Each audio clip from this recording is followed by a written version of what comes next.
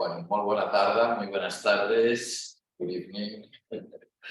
Bueno, para mí, yo soy Agustín Paniker, director de Kairos. Es un honor estar aquí para la presentación del libro de Miriam Zulidana. Lo tenéis, Mindfulness Relacional. Miriam ya es una habitual. Miriam, Casa del Libro, Kairos. Agustín, somos un clásico ya. Y además hoy tenemos el gusto de tener a Javier García Campayo. Antes que nada, agradeceros en nombre de la editorial a todos y todas los que estáis aquí. También a Casa del Libro, que acabo de ver que cumple 100 años. No esta de Rambla Cataluña, pero sí la cadena de librerías de Casa del Libro, que es un templo de la cultura y es quizás el espacio más bonito que tenemos en Barcelona, de librerías para presentar, por lo tanto, Casa del Libro, muchas gracias.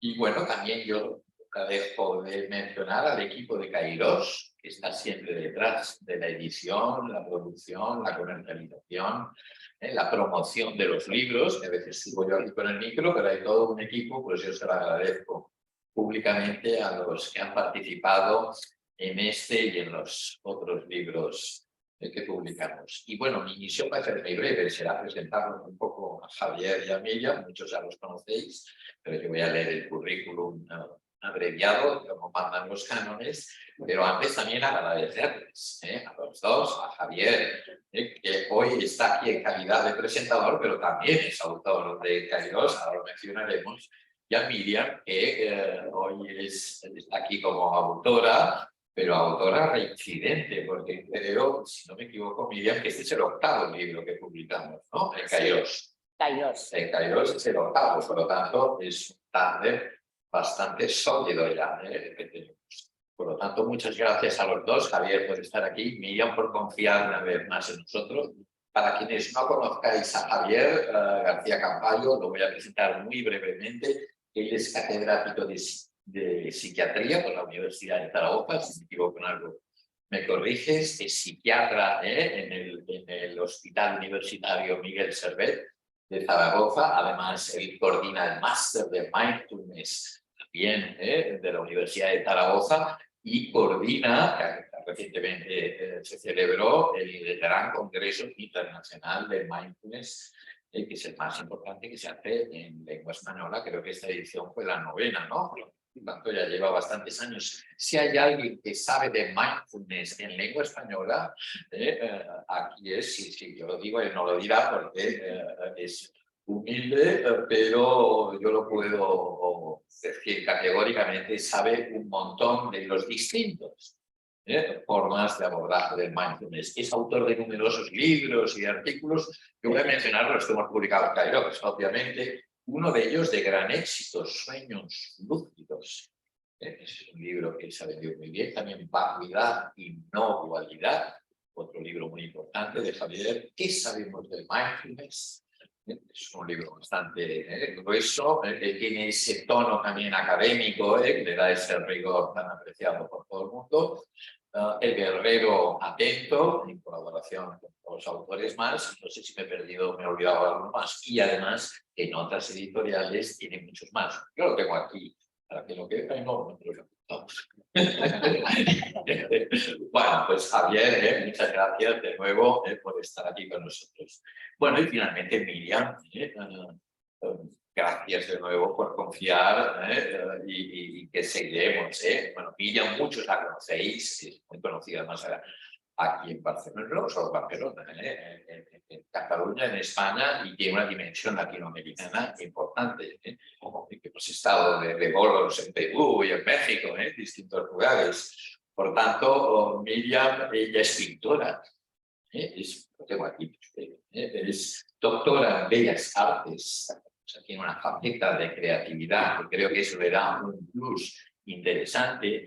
Es coach y directora del Instituto IDEA, que dirige ella misma, es autora también de numerosos, un montón de libros, no solo Kairos, aunque en este caso la mayoría sí con nosotros. Yo aquí tengo la lista, El poder de nuestra presencia, que fue el primero que hicimos conjuntamente, La gran liberación, Florecer juntos, Indagación apreciativa, El placer de cuidarnos, Meditación contemplativa, cómplices y ahora mindfulness relacional.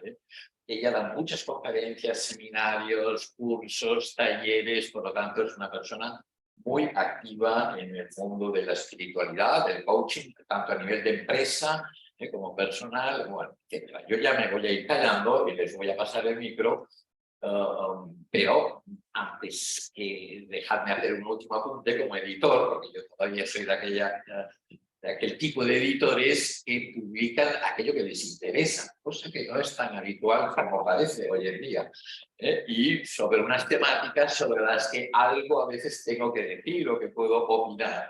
Y a mí lo que me gusta de los libros de Miriam, eso coincide o sintoniza muy bien con el espíritu de Editorial Kairós, es que siempre traza puentes entre las tradiciones contemplativas, las tradiciones espirituales y la psicología profunda. Por lo tanto, a veces entre Oriente y Occidente, una dimensión más intelectual, más filosófica, pero sin olvidar nunca la dimensión práctica. De hecho, este libro tiene una serie de meditaciones guiadas y siempre lo hace con un lenguaje muy asequible. O sea, no se está intentando lucir, sino que es un libro eminentemente práctico, como todos los de ella.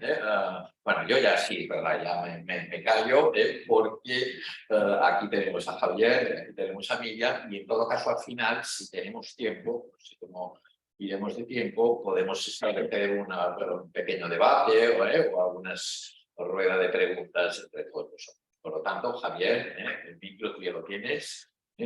Adelante, cuando quieres. Pues muchas gracias, Agustín, por la presentación y por la invitación a estar aquí. Muchas gracias a ustedes por su asistencia. La idea que llevamos Miriam y yo es hacer una pequeña introducción, cada uno, quizás de 8 o 10 minutos, luego una pequeña intercambio, ¿no?, de preguntas, y el grueso del tiempo sería dejar que ustedes pregunten lo que deseen. Yo quería reflexionar, en base al libro de Miriam, sobre la complejidad, ¿no?, en las tradiciones contemplativas de la relación entre el yo y nosotros. Nunca ha sido un tema fácil. Algunas religiones, como el cristianismo, se han marcado más en nosotros y se le ha criticado por exceso de proselitismo. Otras, como el budismo, se ha centrado en el trabajo personal, en la meditación, y también se le ha criticado, se le ha tachado de individualista, porque, como ven, esa relación siempre ha sido. Sin embargo, en todas las religiones subyace un intenso sentido de conexión entre todos los seres vivos y con el universo. En el cristianismo, vuelvo a él como ejemplo de una religión abrahmánica, monoteísta, y en la que la mayor parte de nosotros, imagino, tenemos ese background cultural. Se dice que todos somos hijos de Dios y que debemos amar al prójimo como a uno mismo. Sin embargo, la dificultad a veces en este contexto, por lo menos la dificultad que yo tuve, ¿no?, como imagino muchos de vosotros fuimos educados en una institución cristiana, era la técnica. ¿Cómo se podía hacer eso? ¿Cómo amar a alguien que en el fondo me cae mal, ¿no? ¿Cómo se gestiona eso? Y lo hacíamos, todos lo hacíamos, ¿no? Lo hacíamos sobre todo basado en lo que desde la perspectiva más psicológica y psiquiátrica se denomina la sublimación. Es decir, anteponíamos un bien mayor, como es el amar a Dios, ante un mal que era el no querer al prójimo. Pero esto no deja de producir una lucha interna dualista que no siempre era fácil de resolver. El budismo, también como ejemplo de una tradición oriental, tampoco está exento de contradicciones, por lo menos aparentes. Es una tradición donde la compasión, igual que el cristianismo, se considera nuclear. De hecho, el Dalai Lama ha hablado una vez que el budismo es la ciencia de la mente, otras veces lo ha descrito como la ciencia de la compasión. Sin embargo, la práctica de los monjes en el día a día, aunque es colectiva porque está en un monasterio, la práctica como tal, la meditación, es básicamente individual. Y la compasión, con frecuencia, es una especie de aspiración teórica, que a menudo no llega a ponerse en práctica porque la interacción humana en los monasterios generalmente está muy estructurada. De hecho, es frecuente comprobar, y yo mismo lo he podido ver, como personas que llevaban años en un monasterio, esto ocurre en todas las tradiciones, cuando tienen que salir de la vida mundana, tienen cierta facilidad para angustiarse, porque están acostumbradas a la seguridad y a la rigidez del instituto. Y muchas veces se manejan mal en relaciones interpersonales cercanas. Mindfulness, en mi opinión, es una de las adaptaciones que ha hecho el budismo a Occidente, probablemente quizás la más importante y seguramente la más exitosa de, como decía, esta adaptación al mundo occidental, es decir, a la aldea global, porque, queramos o no, esta cultura está extendiéndose en todo. Mindfulness se caracteriza por estar desprovisto de reminiscencias religiosas y culturales y también por no entrar en algunos de los dogmas, que son más difíciles de aceptar por los occidentales, como es el karma o la reencarnación. Mindfulness apostó un poco en cómo llevar la atención a todos los aspectos de la vida y no solo a la práctica formal, a la meditación sentada. Como el monacato no es el ideal de mindfulness, sino la vida diaria, las relaciones interpersonales son una de las dimensiones importantes a explorar, dado que el ser humano es un animal básicamente social. De esta forma surgió el interés por el mindfulness relacional. Es un concepto que lleva ya algunos años estructurándose y en el que un buen amigo común nuestro, Roberto Aristegui, es uno de los referentes internacionales en el antropólogo del libro de Miriam. Han existido diferentes propuestas sobre cómo acercarse a este mindfulness relacional, cada uno basado en distintas perspectivas teóricas, aunque todos comparten aspectos importantes. Miriam ha dado algunas ideas sobre este tema en su obra. ¿Qué podemos encontrar en este libro? ¿Y qué nos aporta su autora, Miriam Subirana, en este contexto? Se dice que los hijos, en este caso el libro, pueden conocerse con los padres, en este caso por la autora. Yo no voy a contar la biografía de Miriam, ya la ha contado muy bien Agustín, que es muy conocida por su obra y por sus libros. Solo enfatizaré a un aspecto que a mí me impresiona y pienso que marca una diferencia, ¿no? Ella viene, como ya se ha dicho, del mundo de la belleza, ¿no? Del mundo de las bellas artes. Y esto es poco frecuente, realmente, en el mundo de la meditación, o de las ciencias contemplativas en el que nos movemos. Y aporta una muy interesante visión y energía femenina, algo de lo que estamos ampliamente necesitados en este mundo demasiado patriarcal. Conoce bien la interacción apreciativa, que yo diría que es casi una cosmovisión, no sé, igual luego hablamos un poco de eso, más que una técnica, que realmente es muy interesante. Por otro lado, es experta en liderazgo. Ha escrito diferentes libros, no sabía qué tanto. Me lo ha comentado tomando café. La mayoría de ellos en Kairos, por eso hay que felicitar a Agustín, ¿no? Por haber conseguido eso. Que casi todos tienen ese nexo contemplativo y relacional. En suma, es una de las cosas más interesantes del pensamiento espiritual y social en el mundo de habla hispana actual. ¿Y qué es lo que podemos encontrar en este libro? Como dice la autora, ella quiere construir el yo, pero no hasta la maturidad, no hasta el final.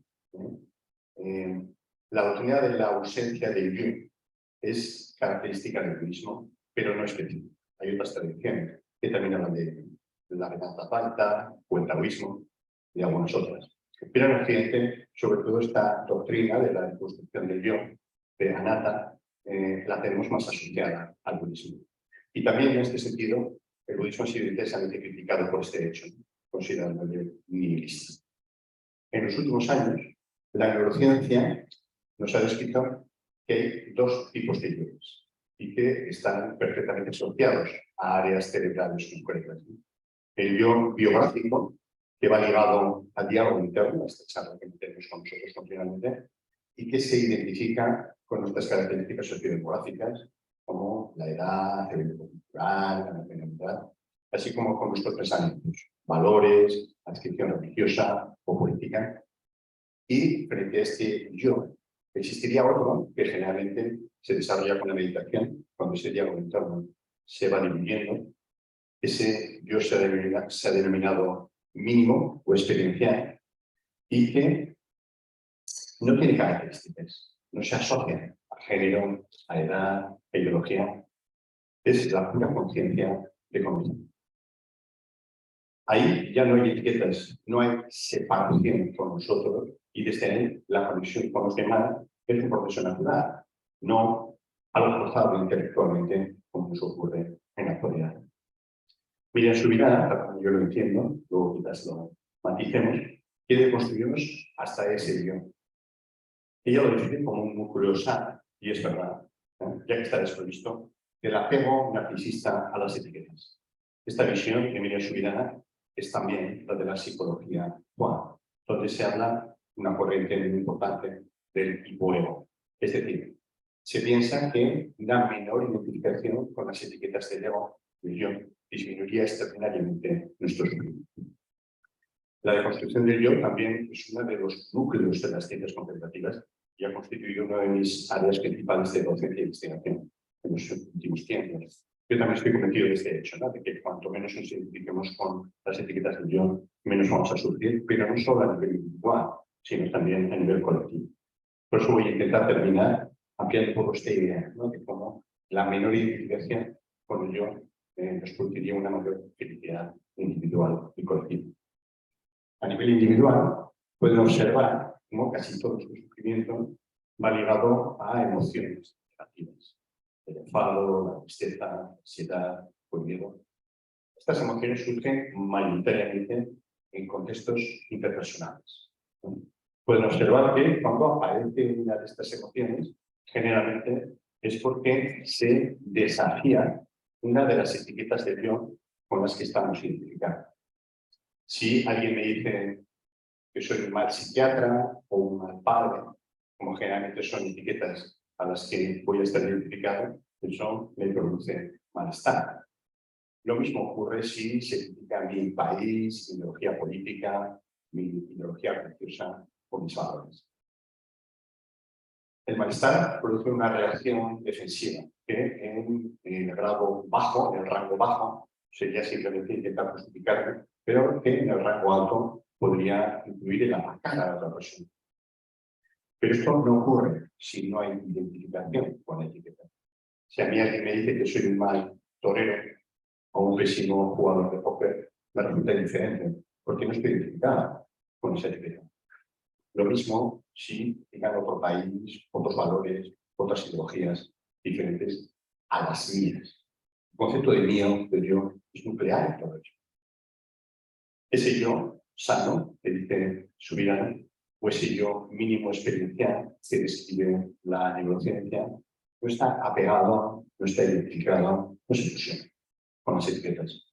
Sabe que todos los aspectos que nos definen, nacionalidad, ideología, visión, valores, son subjetivos, son dependientes de nuestras circunstancias geográficas y frecuentemente cambian.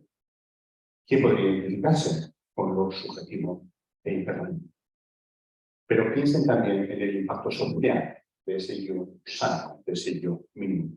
El origen de los conflictos humanos, desde las pequeñas discusiones familiares hasta las guerras internacionales, están producidas por ese yo que intenta imponer a otros sus etiquetas ideológicas o de otro tipo.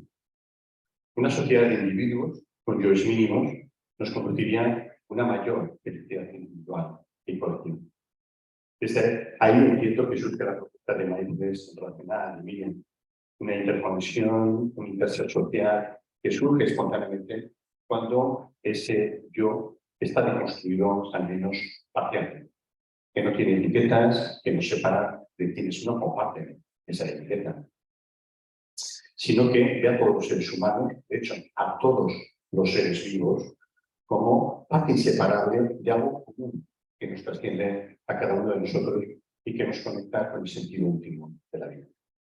Sobre todo eso y mucho más habla este libro, que yo creo que será una obra imprescindible para todos los que practicamos mindfulness, pero también para cualquier persona que quiera comprender un poco más la extraordinaria belleza de la contemplación.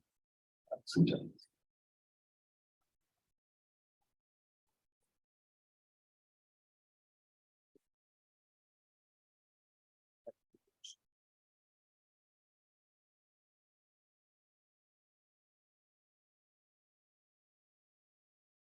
Hola, hola, hola. Muchísimas gracias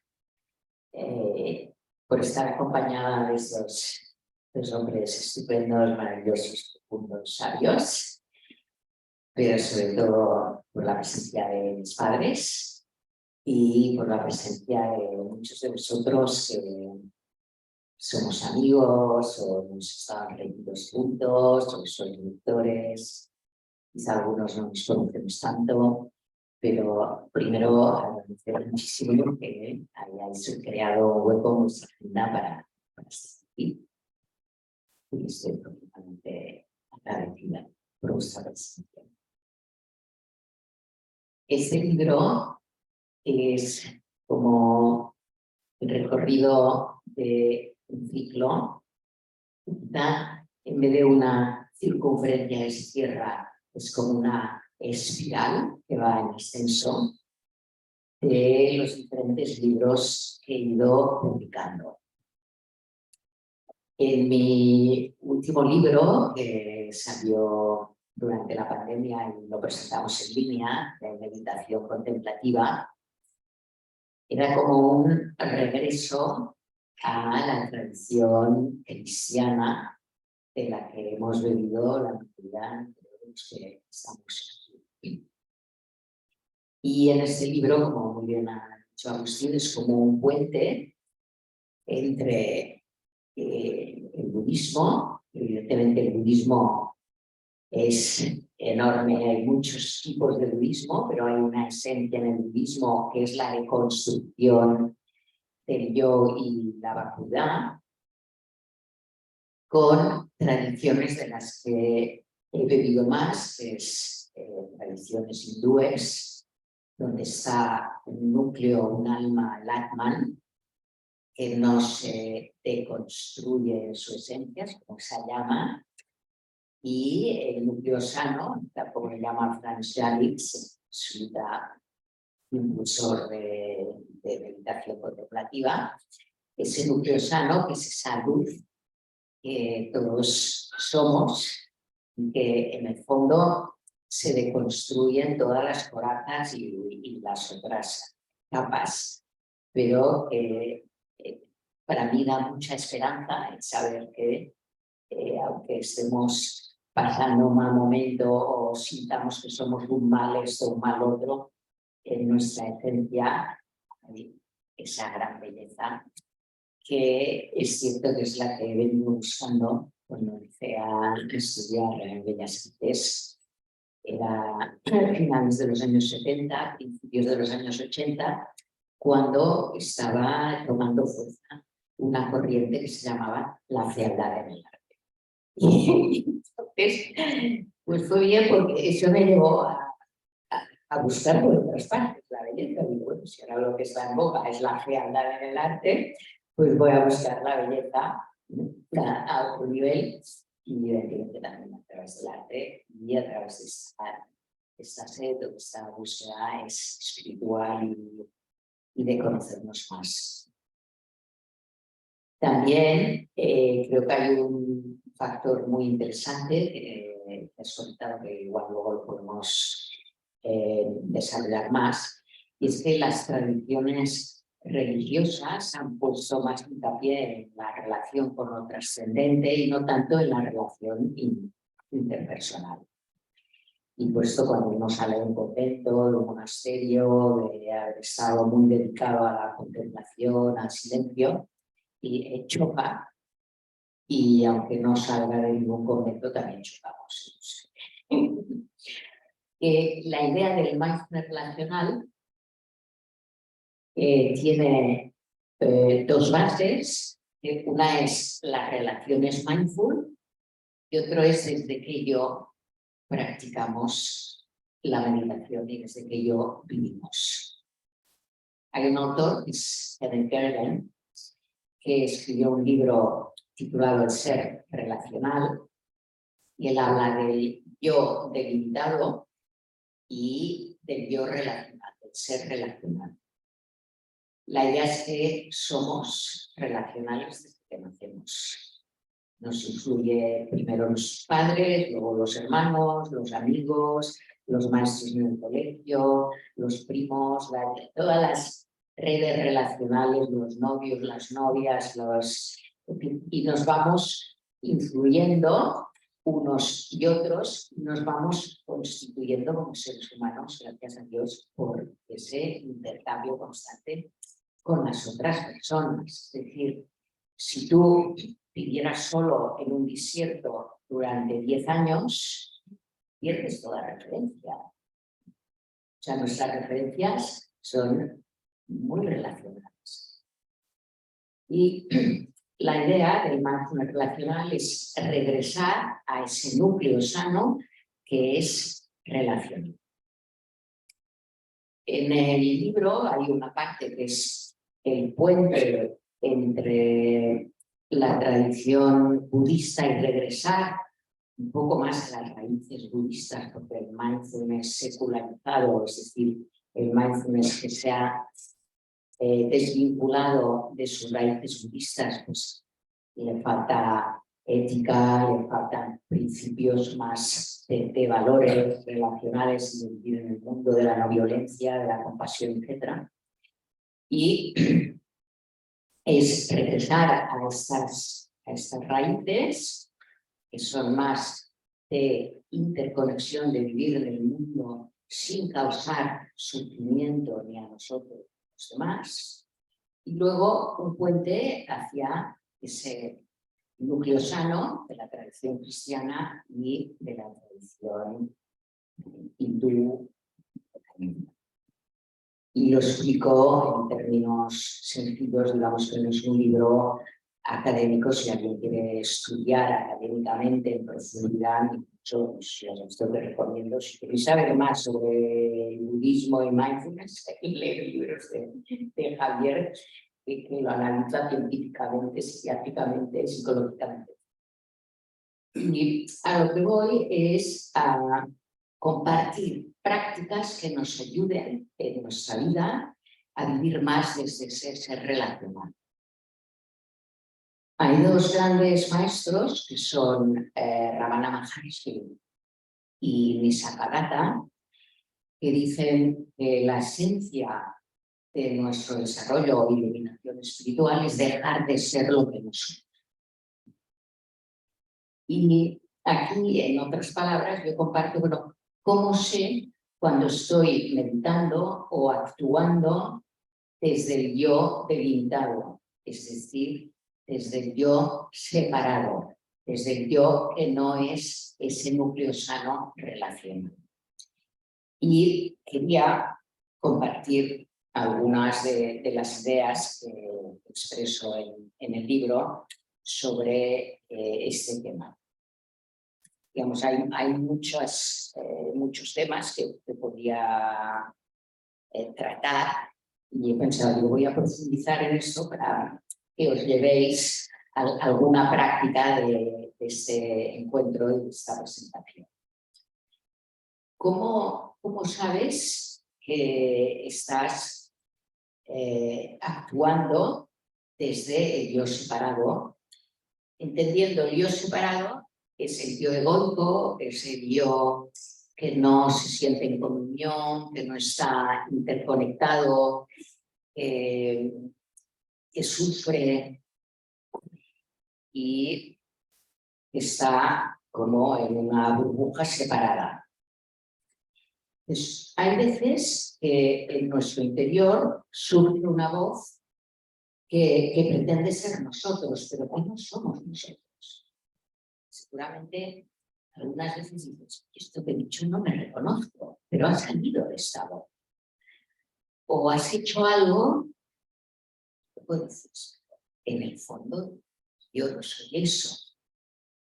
Esa voz que pretende ser tú y que en algún momento dado te identificas con esa voz que suena en tu cabeza,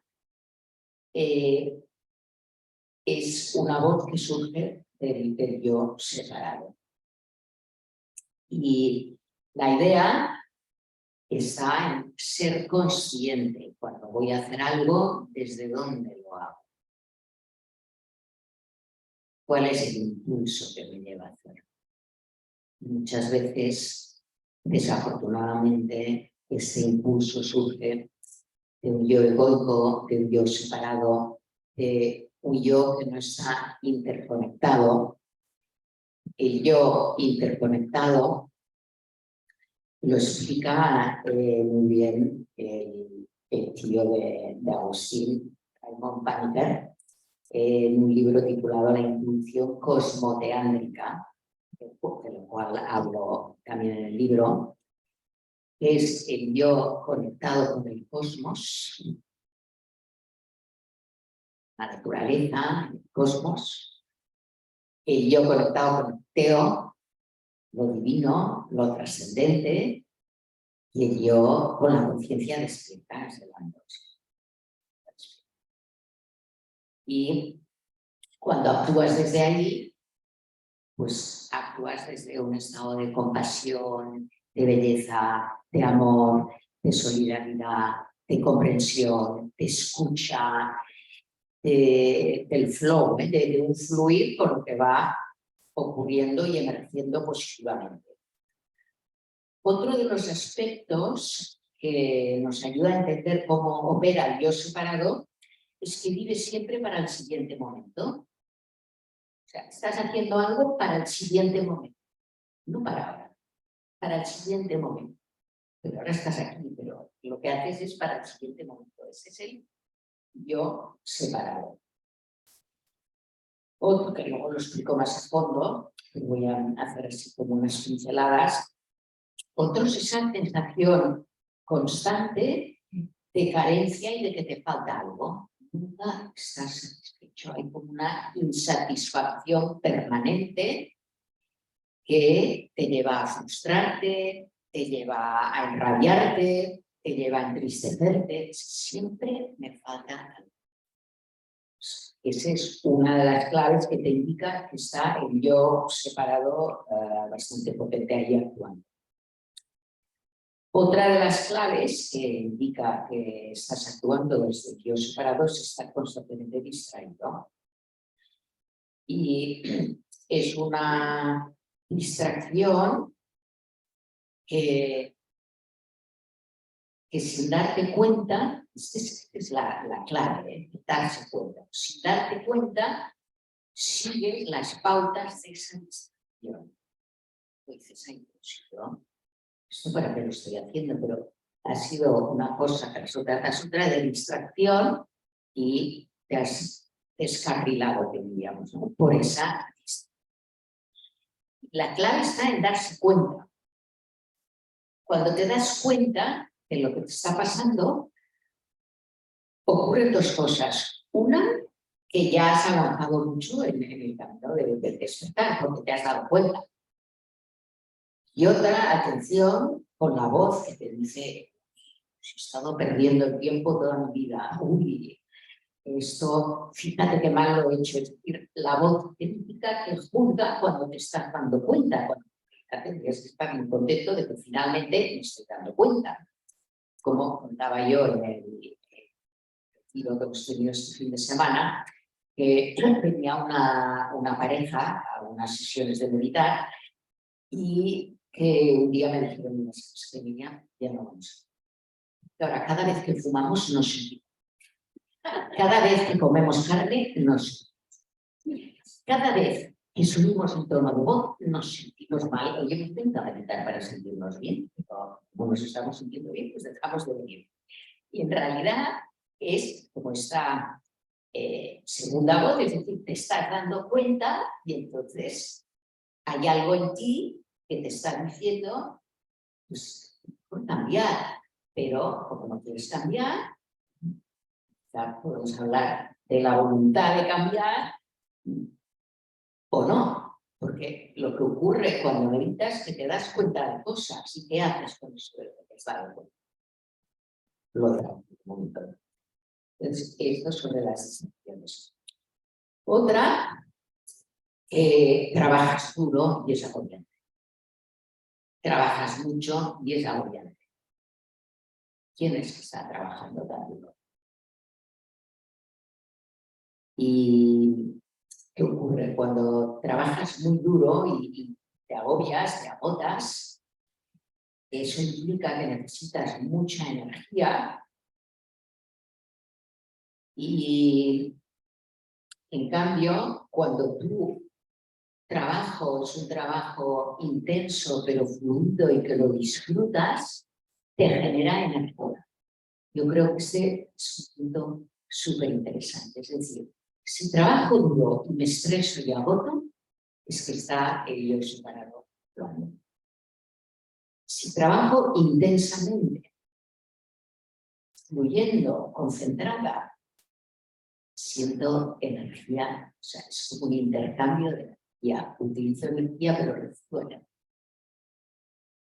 Seguramente habéis experimentado a veces que después de una gran conversación, después de haber hecho algo que te ha apasionado, te sientes más energético que antes. ¿Cuál es la diferencia? ¿Desde dónde actúas? Estas son algunas de las ideas acerca de cómo entender desde que ello vivimos y desde que ello meditamos y operamos y actuamos en el día a día. Cuando operamos desde el yo más cosmoteándrico, gozamos más,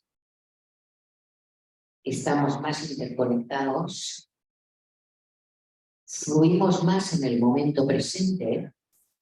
Es como el arte del río. El río va hacia el mar, pero fluye en el momento presente.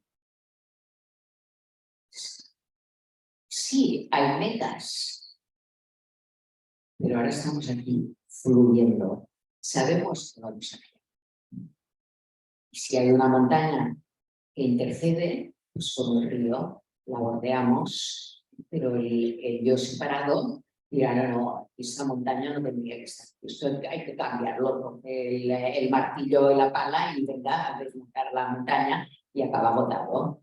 El río, pues, esto es lo que es, fluyo, no voy a dejar de ir hacia el mar, pero quizá el camino es otro, no es recto, quizá es fluido. ¿Cómo vamos de tiempo? Bueno, vamos a... en el libro hay toda una parte de prácticas para, aquí he explicado un poco para entender más a qué me refiero cuando hablo del yo separado.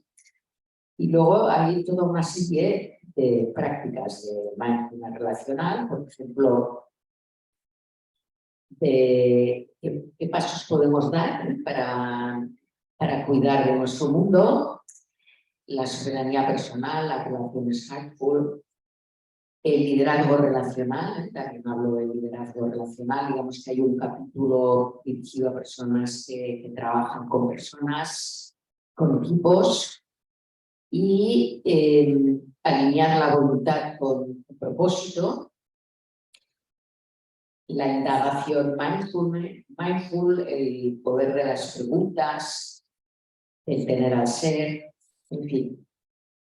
Voy a dejarlo aquí para poder tener un diálogo con Javier y con vosotros, y también si queréis, si tenéis alguna pregunta. Y hay una pregunta que tengo y que me mantiene como abierta a observar qué pasa. ¿Qué es lo que hace que unas personas que aprenden a meditar continúen y se comprometan y sigan, y en cambio otras, sí, muy bien, qué bien, y luego no se comprometen? Y Javier ha hecho estudios sobre eso. Bueno, o sea, qué maravilloso sería si pudiéramos introducir más prácticas contemplativas en nuestra vida y que se mantuvieran.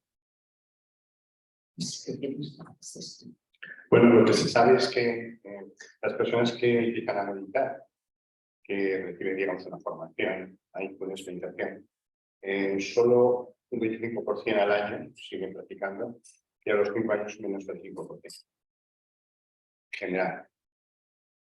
¿Cuál es la principal diferencia? Nosotros hicimos un estudio sobre telómeros, tema de expectativa de vida, porque la meditación ha demostrado que alarga la esperanza de vida. Y para conseguir gente que llevase 10 años meditando, tuvimos que irnos a tradiciones espirituales. No había otra.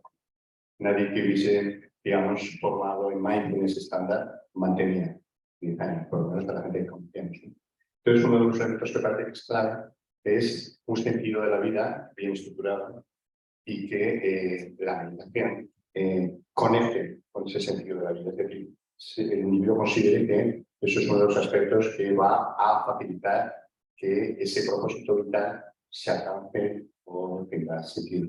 Entonces, propósito vital, yo diría también un anhelo de silencio, o sea, que el silencio sea con una llamada, no un silencio de represión, sino un silencio de comunión. Escuchar ese anhelo. Lo que pasa es que a veces tenemos tantas voces internas que se queda apagado ese anhelo, se queda un poco apartado. Sí. Sí. No, estoy completamente de acuerdo. Por eso muchas tradiciones establecen en la meditación una parte que tiene que ver con el sosiego, con el silencio, con la calma, con la tranquilidad, una cierta shamatha se dice en sánscrito, que es un preámbulo o un complemento para desarrollar la sabiduría lúcida, ¿no? La lucidez, que llaman vipassana, que va junta. Sin ese silencio no hay la sabiduría. Sin ese estado de reposo, de quietud, parece ser que ese ruido que nos impregna y que nos rodea y que estamos inmersos, ese yo que nos impide avanzar. Y hay veces ese propósito vital lo puedes tener, pero te cuesta, o sea, y ahí entra el tema de la voluntad. Y en una de las sesiones que tuvimos contigo hablabas de la atención y de la voluntad. ¿Qué hace que la atención, la voluntad y el propósito puedan estar como alineados para que no ocurra lo que estaba comentando hace unos minutos de las distracciones que nos atrapan? sí, yo creo que lo que comentaba, ¿no? Que el silencio es la entrada a la espiritualidad, ¿no? Todas las tradiciones lo comentan. En cristianismo se habla de que la voz de Dios es el silencio. Por ejemplo, ¿no? En cualquier retiro se insiste en el noble silencio, pero es curioso que muchos occidentales entienden este noble silencio simplemente como silencio externo, un silencio de estar callado, pero ese silencio externo, la única función que tiene es facilitar el silencio interno, que es lo auténticamente importante, ¿no? Es el fin del diálogo interno que te permite conectar con ese yo sano, con ese yo experiencial, etc. Entonces, la voluntad también es un fenómeno fascinante, ¿no? Porque cuando ese propio yo biográfico, ese diálogo interno va disminuyendo y conectas con ese yo sano, deconstruido parcialmente o como queramos llamarlo, esa voluntad está alineada con el mundo, Dios, con etcétera. Es decir, que se dice en las tradiciones orientales que la mayor expresión del yo es la voluntad. ¿No? La voluntad es querer algo, ir hacia algo, etc. ¿No? Esta visión de que uno no debe forzar demasiado las cosas, lo que contabas con el río, está en todas las tradiciones. Yo me acuerdo de mis abuelos, que como toda la generación era especialmente espiritual, estaban enfrentados, ¿no? Con el catolicismo, con el cristianismo. Cuando algo me salía mal, mi abuela solía decirme, Julián, déjalo, eso no está de Dios. Esa es la esencia de esto, ¿no? Que en las tradiciones orientales tiene que ver con lo mismo, ¿no? Con no desear algo desde el yo demasiado, porque seguro que son desde el yo. Bueno, quizás es el momento que si alguien quiere participar, comentar, preguntar, aquí encantados. Sí pediría, si alguien quiere hacer una reflexión que sea breve.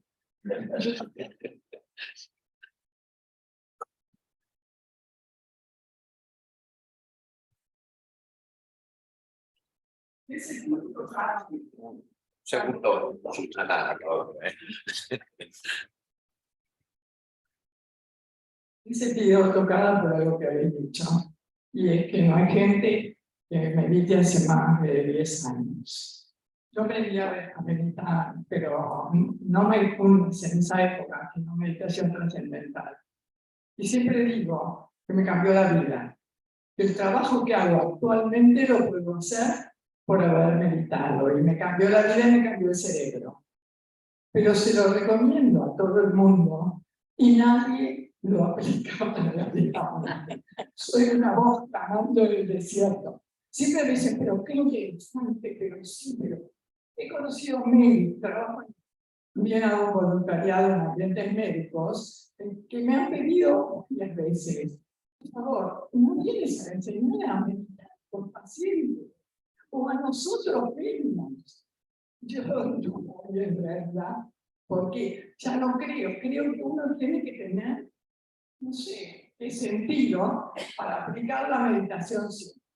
He pasado épocas en que no he meditado, pero siempre puedo. Y también hay otra cosa, que pasa cuando uno tiene la meditación incorporada mucho tiempo.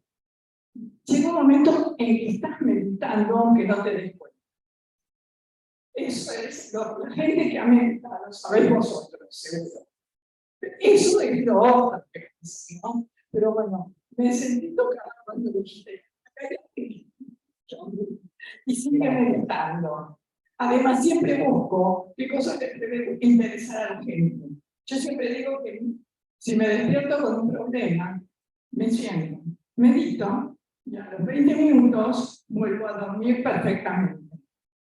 Pero a la gente le parece apasionante eso, pero todo el mundo cree que es muy difícil lograr eso. Y en verdad no es tan difícil, sino que es practicar. Bueno, muchas gracias por escucharme. Gracias.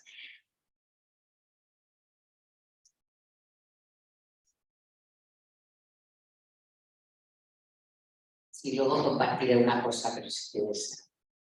No, solo quería decir, y dime también con lo que decía, que a mí me parece que es el silencio que nos llama más que irlo a buscar.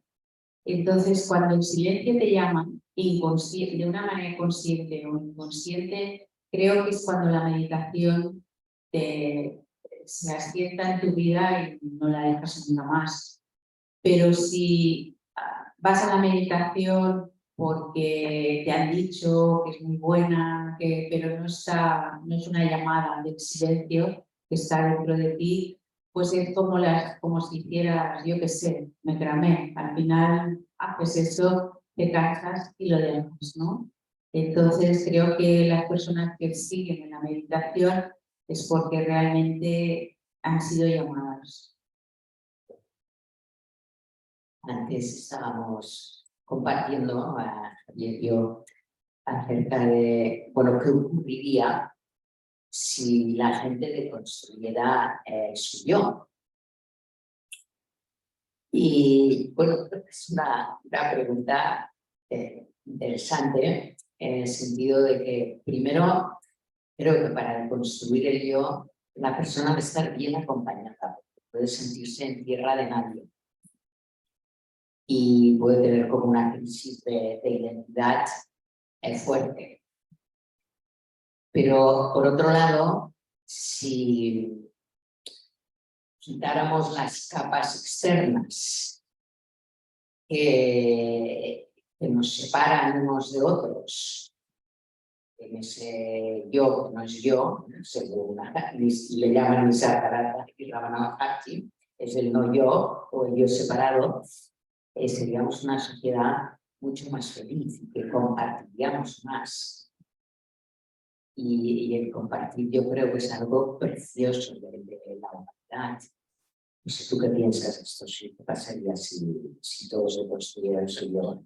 Pero ya he comentado, ¿no? Yo creo que serían más felices tanto en individual como colectivo, ¿no?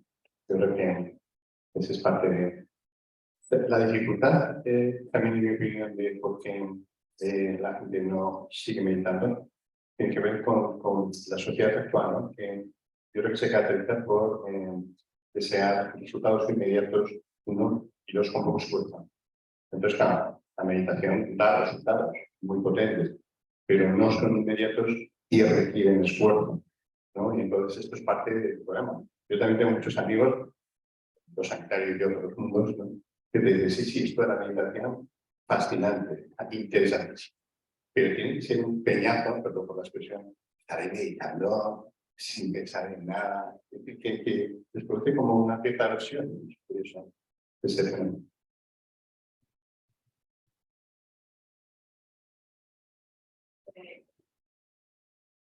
Gracias. Y yo también creo que uno de los, Miriam lo ha apuntado, uno de los elementos por los cuales la gente quizás no sigue meditando es porque en general preguntas muy profundas acerca de la coherencia entre lo que piensas, lo que sientes y lo que haces o dices, ¿no? Entonces, yo creo que en cierta manera, pues los seres humanos vivimos en pequeñas o grandes contradicciones, pero también es asumir pues esa realidad, ¿no? Y no por ello dejar de hacerlo. Eso un elemento que quería comentar. Y luego otro elemento que también me parece relevante es que hay muchas maneras de meditar. Yo soy una principiante, gracias a Miriam y gracias a los compañeros que tengo aquí, pero me estoy dando cuenta de que cada uno pues tenemos una manera de acceder a ese silencio interno, ¿no? A algunos nos va bien, Miriam ya sabe que yo soy una fan del movimiento y del Qigong, pero hay otros elementos, ¿no? Los mantras Entonces, bueno, es ir buscando.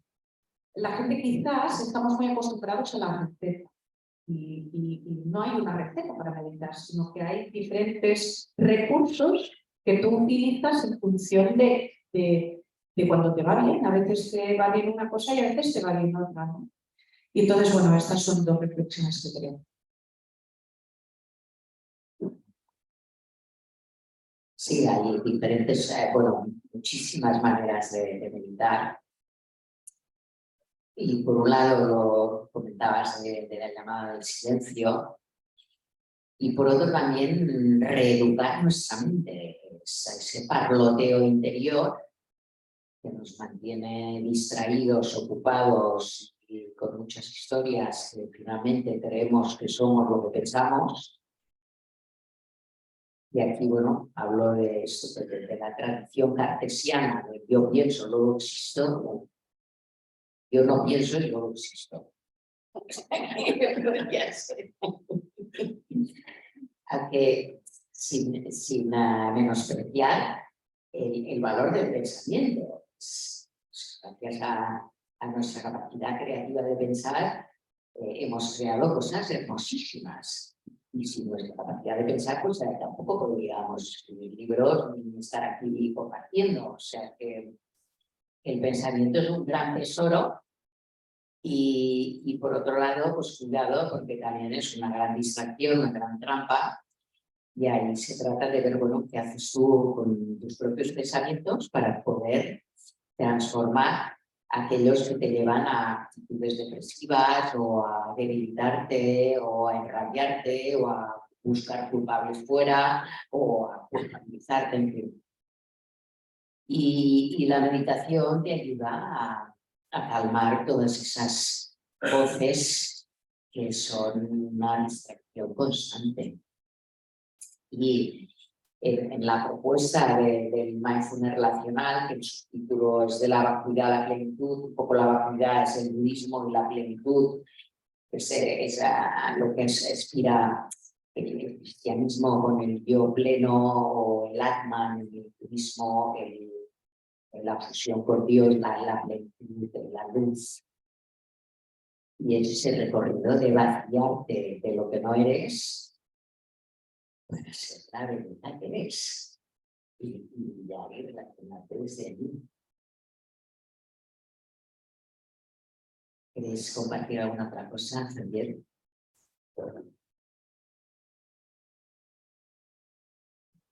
Hola, buenas tardes. Yo me gustaría preguntaros a vosotros dos, a Miriam, la psiquiatra, ¿qué pensáis sobre la introducción de la meditación en la escuela?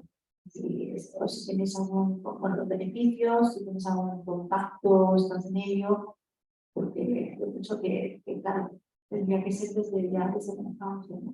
Pero claro, tampoco lo veo tan pública ni como está escolar. Un poco lo que os quería preguntar. Se sabe que los beneficios son muy importantes. El desarrollo de la atención lo que va a permitir es aumentar el rendimiento de los chavales y también aumentar su bienestar, su felicidad, sus capacidades racionales, en los conflictos en la escuela, etc. La edad que se considera que es más adecuada sería hacia los 6 años. Se podría hacer antes, pero no parece que aporte grandes beneficios, ¿no? A los 6 años es un momento muy adecuado para incorporarlo y que se mantenga, porque a partir de ahí, digamos que los chicos están habituados y lo mantienen. Lo que se ha comprobado es que introducirlo, por ejemplo, en la adolescencia es inútil. Con datos sólidos. Hay un estudio que ha salido recientemente de CAIC en Gran Bretaña, que además gastaron 6 millones de libras en hacer el estudio, un estudio muy potente, y lo hicieron en esas edades absolutamente nada eficaz, pero vamos, cualquier cosa que se hubiese hecho era poco. Sin embargo, luego, de nuevo, en la universidad es otro buen momento. Si no se ha incorporado, la universidad, los estudiantes universitarios son la población que tiene mayor estrés de toda la población. Curioso eso. Y además son un poco conscientes, no buscan ayuda porque lo dan por bueno. Y por eso casi todas las universidades internacionales están intentando incluir programas de mindfulness. ¿Cómo está la situación en el Estado español? Pues bueno, bastantes escuelas y colegios están incorporando. Creo que hay más de 5.000 en todo el Estado que están ya incorporando desde el principio, desde los 6 años. Lo que pasa es que, claro, esto no está generalizado. La forma de incorporarlo es compleja también porque no tendrían que ser agentes externos quienes fuesen, digamos, a darlo, ¿no? Sino que profesores que ya se han formado, quienes en sus propias asignaturas, pues a los 6 años, con 5 minutos suficiente, ¿no? Porque parecen de mayores, un poquito más, 10, 15, una adolescencia. Pero claro, hace falta ese compromiso también de los profesores, que muchos lo tienen, pero de nuevo no es mantenido, no está estructurado, en fin, las dificultades. Pero también es el país que más compromiso tiene en ese sentido y más lo está incorporando, y por eso se realizó este estudio para ver cuándo, cómo, etcétera, y estos son los datos. Sí, yo creo que también o sea, los estudiantes universitarios estresados, pero yo creo que los maestros también están bastante estresados. Y los maestros de adolescentes y de niños como también. Lo que quería decir es que para enseñar mindfulness también lo has de vivir. Y que los maestros, o sea, hacer programas para que los maestros puedan incrementar su capacidad de fluir, de no estresarse por lo que está ocurriendo y poder estar presentes y estar más en calma, también es necesario. Yo, si me permitís, un apunte de editor al respecto. Se decía, durante muchos años los libros que más hemos vendido de mindfulness tienen que ver con educación, con llevar la meditación a las escuelas, y tú conoces Lee Mesmer, Salzman, o sea que hay una gran demanda por parte de la sociedad, y aunque a lo mejor la gente no medita 10 años, ha dejado de ser un tema friki, tabú. Estos que meditan es algo cada vez más. Por lo tanto, quizás no meditan muchos años, pero mucho más gente ahora medita y se ha llevado a ámbitos hasta ahora insospechados, en particular en la escuela. Y es verdad que, por ejemplo, en la adolescencia no funciona, pero nosotros vendemos bien los libros para padres de adolescentes. Están muy estresados. Están muy estresados. Eso es cierto, porque es una etapa difícil. Por lo tanto, yo creo que esas son buenas noticias, que la sociedad está mucho más receptiva. Otra cosa son los problemas, que tenemos esta sociedad utilitaria, consumista, etcétera, ¿no? Pero ha dejado de ser un tema raro, exótico, y en cambio es algo mainstream. Y bueno, yo lo puedo comprobar por la demanda que hay de libros de espiritualidad, de meditación, de mindfulness, de yoga, etc. Bueno, era un apunte anecdótico, pero para ver que estamos ahora en una situación quizás diferente de hace 30 años.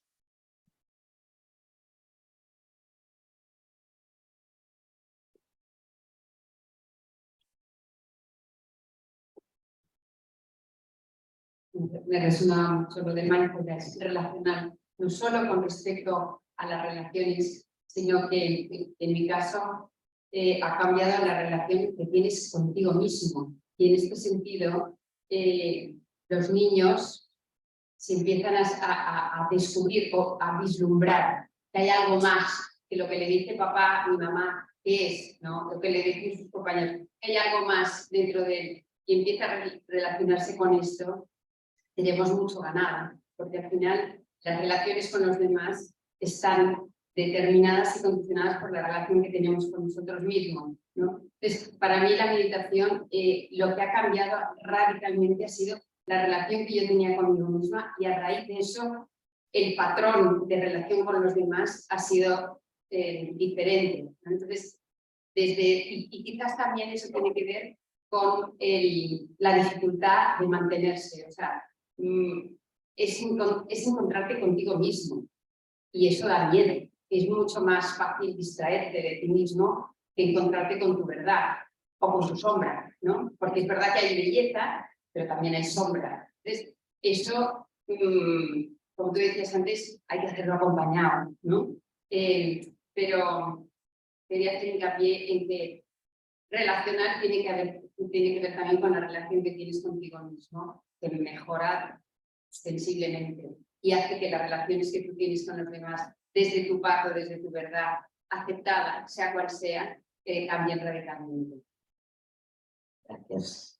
Sí, la verdad es que el silencio es como un espejo para vernos. Y lo que la indagación apreciativa nos ayuda es a centrarnos en aquello que nos da vida. Porque a veces ves una parte de ti que no te gusta nada. Y si te centras solo en eso, acabas deprimido, acabas frustrado, te cuesta relacionarte con los demás porque piensas que los demás verán también esa parte de ti, y tampoco, como tú a ti no te gusta esta parte, piensas ya que los demás no les gusta esta parte, y lo complicamos mucho. Yo una vez en una charla en un gabinete de psicología, y me dijo el psicólogo, mira, es que lo mejor sería matar la mente, porque es muy complicada. No la puedes matar. Pero esto, ¿qué pensarán? ¿Qué tal? ¿Qué cual? Y es curioso ese aspecto de que nos influye tanto la opinión de los demás. Y cómo proyectamos a la opinión que tengo yo de mí misma, de esa parte que veo que no me gusta, pienso que los demás también lo. Y eso hace que sea más complicado. ¿Cuál es tu experiencia de este aspecto de cómo nos influye la mirada de los demás? ¿De qué manera la meditación nos puede ayudar a aceptar esa mirada, pero que no nos influya en la vida? Bueno, yo creo que es casi inevitable. Somos animales sociales y hay una especie de determinación genética de la importancia de los demás. Cuando los seres humanos éramos cazadores y recolectores, vivíamos en pequeños grupos, 20 o 30 personas. Ser excluido del grupo, por la razón que fuese, no era un tema de vergüenza, era la muerte. Entonces estábamos absolutamente determinados a la aceptación de los demás, ¿no? ¿Cómo nos puede ayudar la meditación? En estos tiempos nos implica la muerte, afortunadamente, quizás una muerte social, pero no una muerte real, ¿no? Yo creo que te conecta lo que decíamos, ¿no? con ese auténtico ser, con lo que es y no con lo que no es, y te permite fluir en las relaciones interpersonales. Una de las, digamos, hallazgos que hace la gente cuando medita es que cambian las relaciones, ¿no? En el sentido de que pierden amigos, ganan otros, porque de alguna forma conectan con lo auténtico. algunos de los aparentemente amigos resulta que tampoco eran como tal, estaban ahí porque hacías otras cosas. Pero cuando conectas con esa profundidad, también el mundo racional se modifica, ¿no?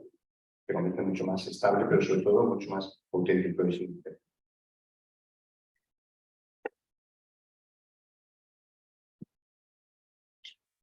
Hola, pensaba en esto que se veía en el interno, ¿no? Creo que en Santa Teresa se decía la época del paso, ¿no? De constante.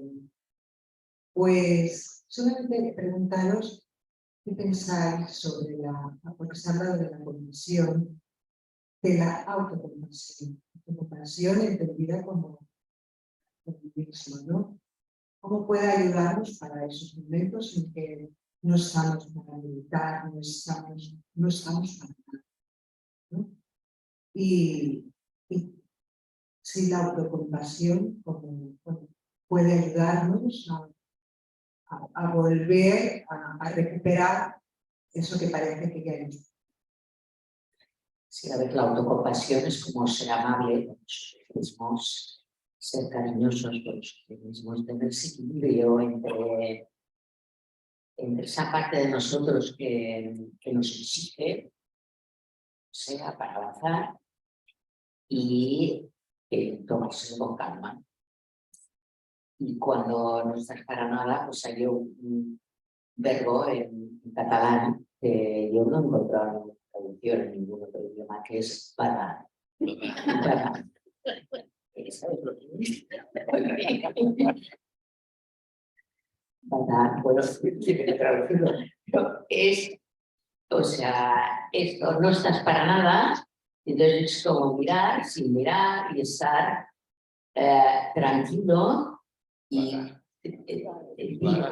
divagar, pero no es divagar, no. Un poco contemplar, es como divagar, no es divagar. Bueno, Nada, es como empiezas a asimilar. Pero tiene un concepto positivo. Sí, positivo.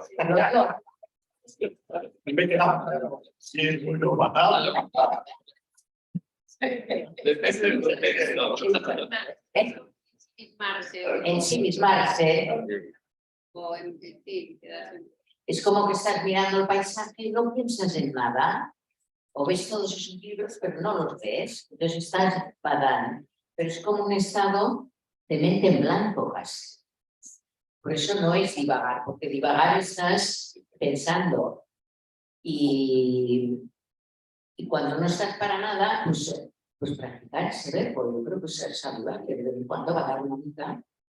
Y es un estado de relajación, de calma, de que no estás haciendo nada, no te estás presionando para nada. Y estás respirando. Perdona. ¿El señor Google? Ah, señor Google, San Google, sí. Despertar. Despertando. Ah, mira, Es más profundo. más profundo. ¿Ya? Este San Google. Despertar. Sí. Bueno. Autocompasión. Estaba fatal.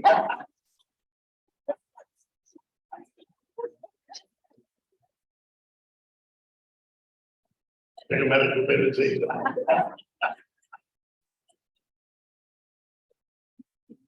Sí, yo creo que la autocompasión es muy importante, sin duda, ¿no? Y es un tema curioso. Una de las cosas que hemos visto en temas de investigación era que, en general, en las tradiciones contemplativas se considera que hay una clara correlación entre la compasión hacia los demás y la compasión hacia uno mismo, ¿no? Es decir, si yo soy compasivo conmigo, voy a serlo con los demás, y viceversa. Si soy muy autocrítico, poco compasivo conmigo, voy a serlo hacia los demás.